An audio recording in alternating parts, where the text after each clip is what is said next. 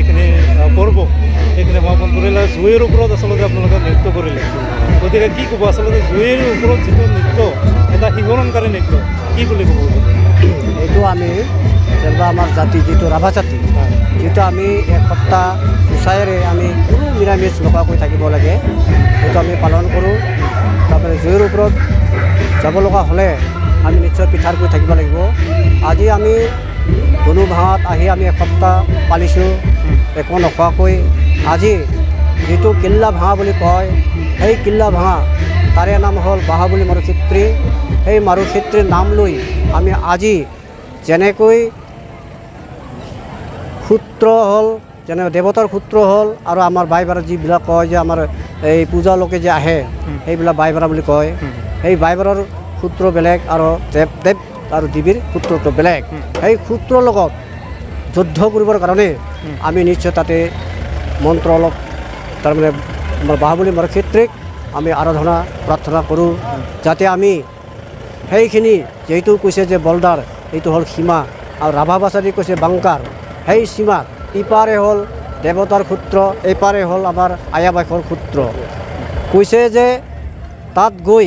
যুদ্ধ কৰি সূত্ৰৰ লগত জিতি আহিব লাগিব যদি জিতি আহি সূত্ৰ মাৰি থৈ আহিব লাগিব সেই সূত্ৰ মাৰি থৈ আহি তাকে আমি ইয়ালৈ আহি কাঠ সংসাৰ কৰা হয় যাতে আমি জুইৰ ওপৰত নাচি নাচি হ'লেও জুইৰ আঁঠি হ'লেও আমি কোনোদিন আমাক তথাপি মনটো ভাল নালাগে তথাপি জুইৰ ওপৰত নাচি নাচি হ'লে ভৰি দি আমি খোজকাঢ়ি কৰি আমি চিচিৰিত কৰি পেলোৱা হয় যাতে আমি সেইখিনি আয়া বেশৰ হ'ল মেইন নিয়ম পালন হ'ল এইটো আৰু আমি ৰাতিপুৱা আজি মাত্ৰ নহয় বহুত বছৰৰ পৰা যুগ যুগ কাল আমাৰ যিটো ৰাভা জাতি যিটো পালন কৰে যে এইটো হ'ল মহান পূজা বুলি আমি কওঁ আয়া বাইশ আৰু আজিলৈও চলি আছে আৰু নিশ্চয় চলিব দেৱ দেৱতা কেতিয়াও মাটিৰ তলত নঢকে কিন্তু মানুহ ঢুকি যাব কিন্তু দেৱতা কেতিয়াও নঢকে কিন্তু সেইটো স্বাভাৱিক সেইটো মানুহে জানে কিন্তু তথাপিও আজি মই যিটো স্থাপিত হয় ডাইৰং গাঁওখনত স্থাপিত কৰিছিল আজি স্থাপিত কৰাৰ পৰা আজি 18 বছৰ আজিলৈ ৰানিং হৈ আছোঁ মোৰ আজিলৈও মই কৰি আছোঁ আৰু যিমান দিন পাৰোঁ সিমান দিন কৰিম বুলি আশা ৰাখিছোঁ আৰু যিহেতু জুইৰ ওপৰত নৃত্য কৰা হয় আচলতে কোনো ক্ষতি নহয়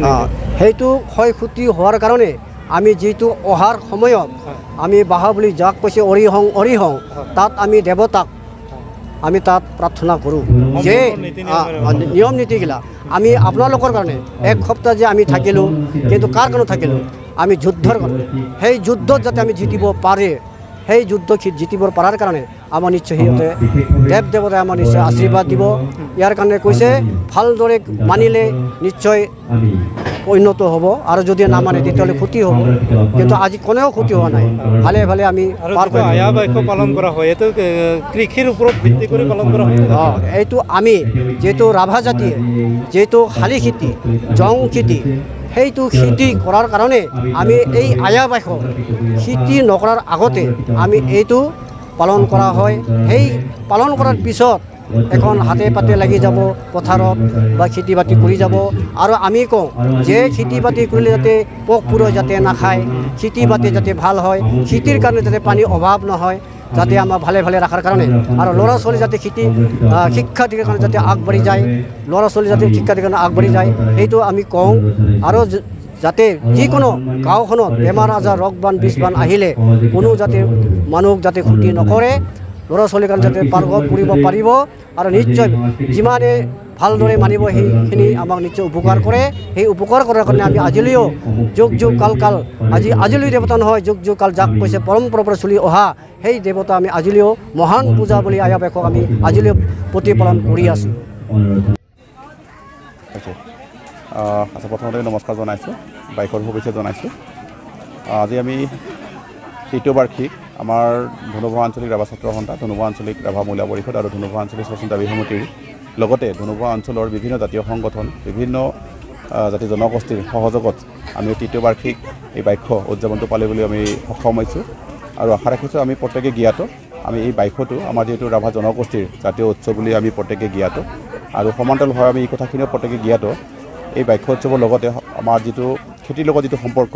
আমাৰ যিটো কৃষিজীৱী আমাৰ জনগোষ্ঠীটো আৰু আমি এই বাইশ পূজাৰ পিছতে যিটো আমি কৃষিৰ লগত যিটো আমাৰ খেতিয়কসকলে ইতিমধ্যে আমাৰ জড়িত হোৱাৰ যিটো সংকেত, ঠিক তেনেদৰে আমি নিশ্চয় পূৰ্বৰ পৰা যি চলি আহিছে। আজি 300 বছৰৰ আমি যদি মানে চাবলৈ যাওঁ, হয়তো আমি এটা সময়ত আমি কোনোবা জংঘলত বা কোনোবা পাহাৰ অঞ্চলত এই পূজা অৰ্পণা চলি আহিছিলে, আৰু সমান্তৰালভাৱে আজি আমাৰ প্ৰতিটো অঞ্চলত বা প্ৰতিটো আঞ্চলিকত আমাৰ এই বাইশ উদযাপনটো ৰাভা জনগোষ্ঠীৰ যিটো জাতীয় উৎসৱ আমি পাতিবলৈ সক্ষম হৈছোঁ। আৰু সমান্তৰালভাৱে আমিও ধনু ভঙাত এইবাৰ 3টা বছৰ আমি এই অঞ্চলৰ ৰাইজৰ সহযোগত আমি পাতিবলৈ আমি সক্ষম হৈছোঁ। ৰাতিপুৱা আমাৰ ইতিমধ্যে আমাৰ কি ক'লে আমাৰ ডাইৰঙৰ পৰা আমাৰ যিটো পূজাৰী দলটো ইতিমধ্যে আমাৰ তেওঁলোকে আহি ৰাতিপুৱা 7টা বজাত আহি তেওঁলোকৰ যিখিনি পূজা পৰ্বণৰ যিখিনি কাৰ্যসূচী তেওঁলোকে সুন্দৰভাৱে কৰিছে। ইতিমধ্যে পূজাৰ পৰ্বখিনি প্ৰায় আৰম্ভ কৰিছে, আৰু ঠিক তেনেদৰে আমাৰ যিখন কাৰ্যসূচী আমাৰ ৰাতিপুৱা যিটো পতাকা উত্তোলনৰ পৰা আৰম্ভ কৰি শ্বহীদ বেদীৰ পৰা আৰম্ভ কৰি আমাৰ ঠিক 1টা বা 2টাৰ ভিতৰত আমাৰ যিটো আমাৰ পূজাৰ লগত সংগতি ৰাখি যে লেৱা টনাৰ এটা প্ৰতিযোগিতা আছে, আৰু সাংস্কৃতিক সন্ধিয়া আমাৰ সেই ব্যৱস্থাটো আমাৰ ৰখা হৈছে। সাংস্কৃতিক সন্ধিয়া আমাৰ